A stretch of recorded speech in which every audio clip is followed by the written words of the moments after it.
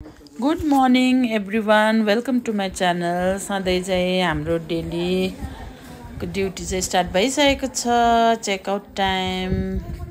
यहाँ चाहिँ यिनीहरू अर्कै फ्यामिली हो चेकआउट गर्ने, अनि अर्को चाहिँ उता देख्नु हुँदैछ गेरुवा वस्त्रमा, उहाँ चाहिँ स्वामीजी, अनि उहाँको एकजना चेला हुनुहुन्थ्यो, उहाँ चाहिँ त्यही बात मार्नु हुँदैछ।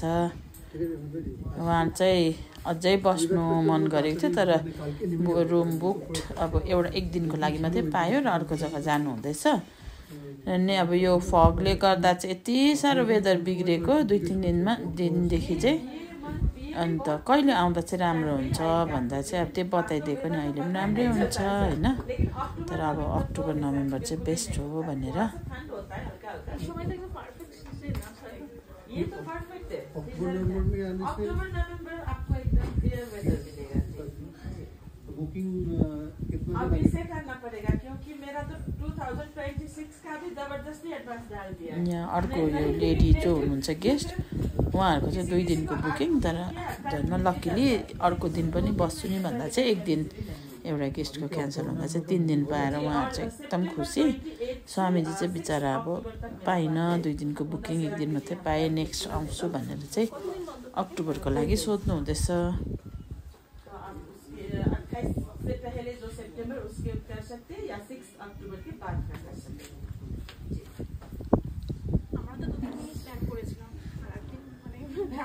पेয়ে গেছিলাম না, कैंसिल हो गया। दार्जिलिंग तो जैसे बनलाम ना, वो 2 रूम का ग्रुप है, उन्हीं का था, कैंसिल हो गया, नहीं है इसलिए हमें भाभी कमे पे हो गया जी।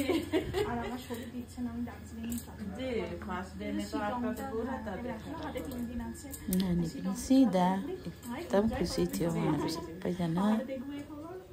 सबैलाई यसरी खुसी बनाएर अब पठाउनु पाउँदा चाहिँ खुसी लाग्छ आफूलाई पनि।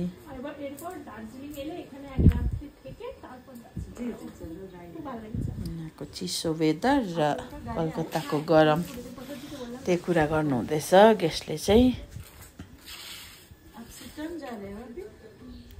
उहाँहरूको चाहिँ आज सिटोङमा मैले नै बन्दोबस्त गरिदिएको, नम्बरहरू दिएर सिटोङमा बुकिङ छ। यहाँ हेर्नुहोस् न वेदर कस्तो चिसो, फगी।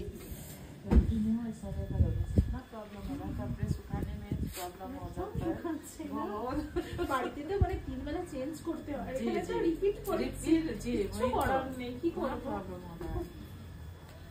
কলকাতায় তো প্রচন্ড গরম, যখন খুব ঠান্ডা পড়ে মানে ডিসেম্বর জানুয়ারি, তখন এই ওয়েদারটা থাকে। ও তাও এতটাও না, একটু কম, মানে আজকে যে ওয়েদারটা জি জি। साह्रो नानीलाई चिसो लागेर चाहिँ टोपी बाँधिदिँदैछ। हुगलीमा अरे उहाँहरूको घर चाहिँ, कलकत्ता आइस भने आइज ल भन्नुहुँदैछ। बिचरा जानु एकदम मन दुखी बनाएर जानुहुँदैछ, हामीलाई छोडेर जानु मन लागेन अरे। उहाँको हस्बेन्ड हो चाहिँ सिटोङ जानुभएको। अब एक ग्रुप यिनीहरू गएर अर्को स्वामीजीहरू पनि जानुभयो, अर्को ग्रुप चाहिँ लन्च चाहिँ गरेर जान्छु, ट्रेन अलिक लेट छ भनेर। ए अर्को ग्रुपहरू चाहिँ अब यहाँ लन्च गर्नुहुँदैछ। एकदमै खुसी, 2 दिन बस्नुभएको। 90% गेस्टहरूसँग चाहिँ एउटा एट्याचमेन्ट हुँदो रहेछ क्या, एकदमै फ्यामिलियर फ्रेन्डली हुनुहुन्छ। यस्तै छ साथीहरू। Thank you for